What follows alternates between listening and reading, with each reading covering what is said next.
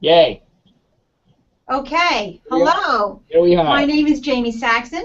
I'm here at Princeton University's Office of Communications. This afternoon we're here with Jeff Nunokawa, English professor and master of Rockefeller College. Jeff knows a lot about Princeton students and watching television. Jeff, I have just one thing to say to you first. Welcome, Thanks. and yes to the dress. All right, so yes to the dress is one of my very favorite moments. Brings to mind one of my very favorite moments here at Princeton, and in my life, actually. So this goes back to my early years as master. I don't know, early years. Bush might have still been president. I don't know. Second Bush. And there were two girls. They were roommates, and one was a girl. How do I describe this? You couldn't have had more two different young women than these two young women. And they were roommates, and they got along well. I didn't realize quite how well until this TV show called Say Yes to the Dress comes up. It'll come up in just a second. But first of all, I want to describe the two girls. One is just a kind of classic Upper West Side.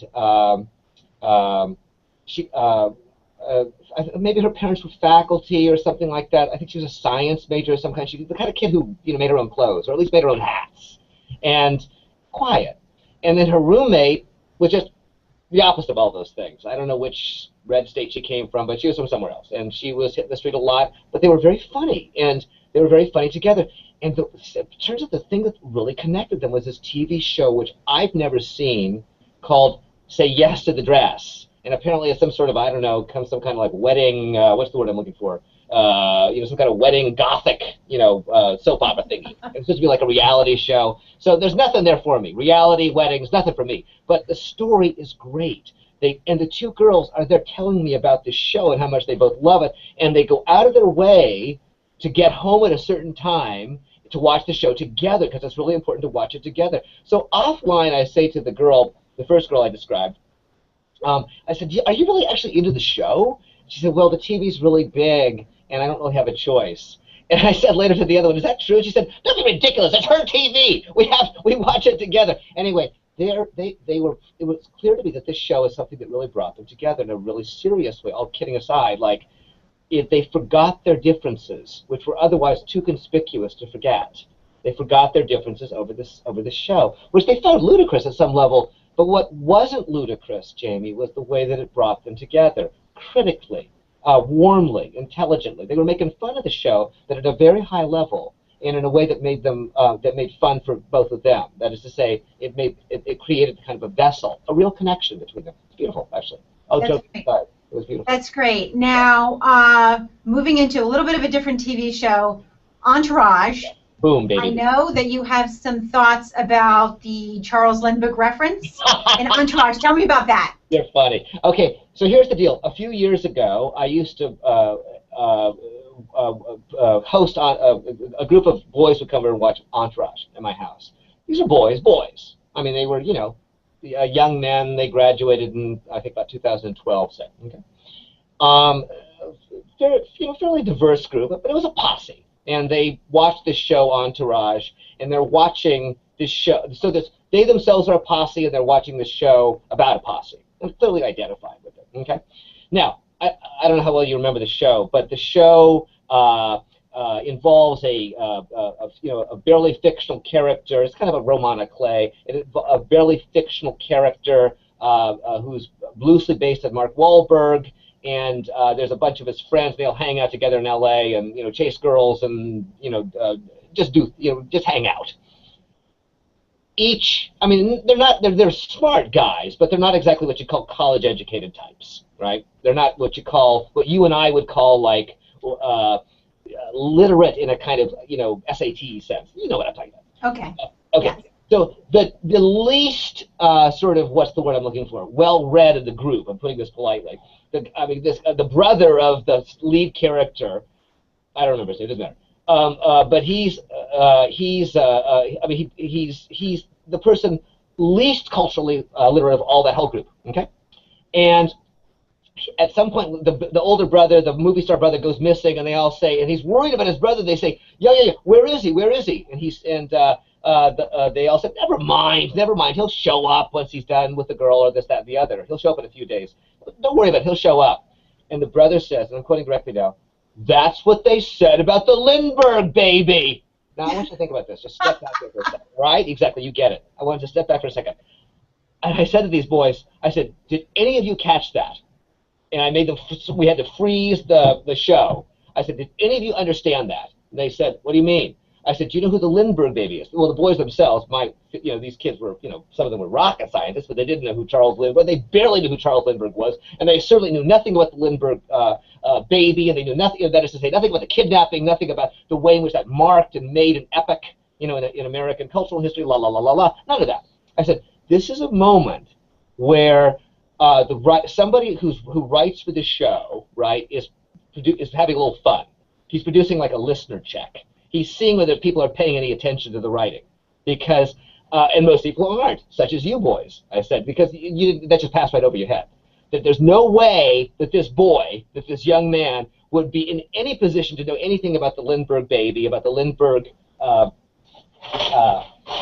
kidnapping. So these boys finally got my joke. That is to say, that wasn't my joke. They finally got the joke of the show.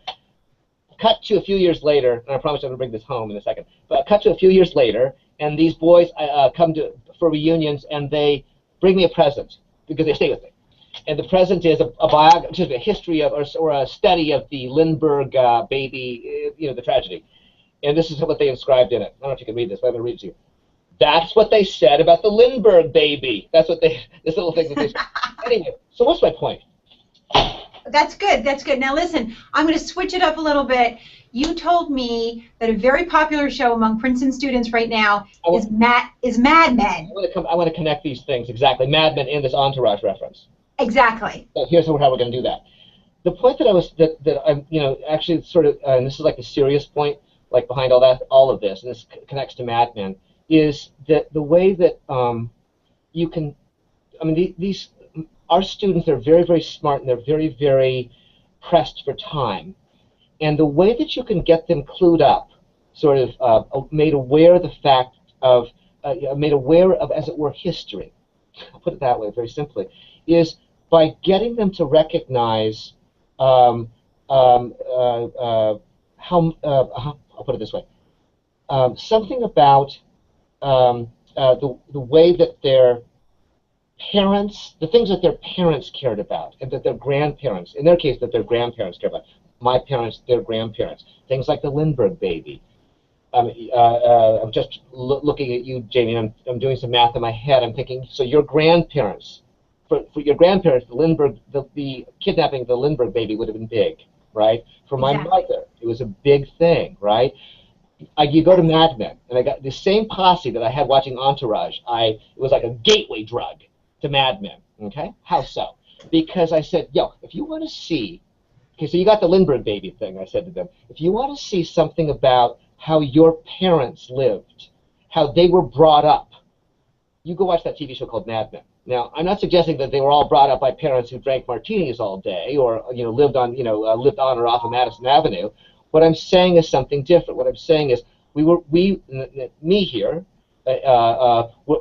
raised by a generation who basically said the following to us in one way or another. They said, look, this is our game. You can hang around if you want to, but this is our game, and most of the time, your business in life is just to bring yourselves up. This is what the culture was about. And so you look at the show, and it's interesting to watch these kids, and then things suddenly got, talk about diversity, suddenly got opened up. Suddenly it wasn't just the boys watching, it was also the girls. We were watching it together, because suddenly it was about mom and dad, and suddenly about grandpa and grandma. That is to say, if you think about Mad Men, it's about a generation. It's about people who would now be our grandparents. I mean, now these kids as grandparents, and so it's kind of stylish enough for them to make that jump. Now, every time I make a reference, and I make them a lot, to or every time I try to bring kids in on some cultural moment, some terrain, some kind of literature, some kind of television even, which is about things older than them, I try to show them how it is that it's going to teach them to understand something about let's start again. How do you make people interested in history? And this is this quotation from Roland Barthes that I like so much. The years of my mother alive before I was alive, that is history. The years that my mother lived, the years that my mother loved before me, that is what we call history. That is what I call history. So I said, so I always say to them, look at all these movies, look at all of these TV shows, look at all this stuff, these things that I'll make reference to in my Victorian novel class, about not about just Victorian novels, but also about movies that were very important to their parents and to their grandparents. That's the way, that's history for us. So let me ask you for an example right on that point. Yes. You had told me a story previously about watching Casablanca on TV with your mom. Exactly. And then you talked about it in a literature class. Exactly. Do you remember? Big time. It's a go-to moment for me, and it is for you too. It's for actually, it is for most of actually, I would say most of the English-speaking world. It's a little bit like, it's one of those happy birthday, Mr. President moments, right? Everyone knows it, and it's the following. It's the scene in Casablanca where, and I adduce this scene when I'm just talking about the powers of nationalist sentiment, for example. And it's the scene in Rick's Cafe, Bogart's Cafe, where there's a girl fraternizing, one of the French girls is fraternizing with one of the Nazis. And the Nazis are singing Deutschland über alles, and the resistance dude is trying to get the French people there to sing Marseillaise. And he looks at, and I'm watching this with my mother, and there's a lot of reverse shot here. And so the piano player, Sam, he says, the resistance guy says, "Yo, Sam, play Marseillaise." And Sam looks at Bogart for a go-ahead. And Bogart green lights it with one blink of the eye, knowing full well that he's ending his career as a nightclub owner because the Nazis will shut him down. But Rick goes, Sam goes, "What do you say, boss?" With his eyes, and Bogart goes, "Yes." And then they sing Marseillaise and the French national anthem. And at the end of this, the French girl who'd been with the Nazi guy, you look at her, there's tears in her eyes. You can go see this yourself on a YouTube. And she says, "Vive la France!" And I'm like a little kid. I'm looking at this. I'm watching this with my mother, see. And I look over at my mom and I say, "Mom, what's this about?" And she's crying. My mom is weeping. She's weeping. My mom don't weep easy.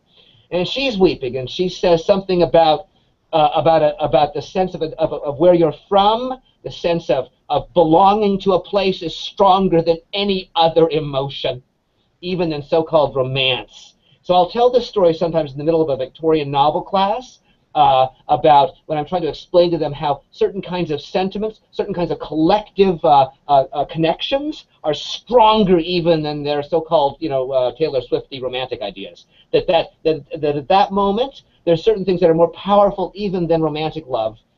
And that, a sense of belonging to a community, vive la France, that moment, that sense of connection that you're getting from your mother, and through her, via her, through your mother's mother, a connection to history. A connection to history. That is to say, there's a historical moment there, there's an access to history via these let's go back to the beginning of this conversation. Let's say yes to the dress thing. The way different and disparate people can be brought together. The Entourage thing, from Entourage to Mad Men. The way, Entourage, easy fit for these boys, right? They could easily Entourage, all that bling, all that Hollywood, all that la la la la. But one step back to Mad Men, right? One step back, and you just keep bringing them back. And eventually they come to recognize that empathizing with something older is a way of being part of a collective, a conversation, what people have called for a long time now, a great conversation. You say, there are certain moments where I'm not going to be chasing people on the street or whatever. There are certain moments where I'm going to be reading, and where I seem to be alone, studying alone, or watching television with just a few people. That's when I'm most connected to the world, to the broader world, to civilization.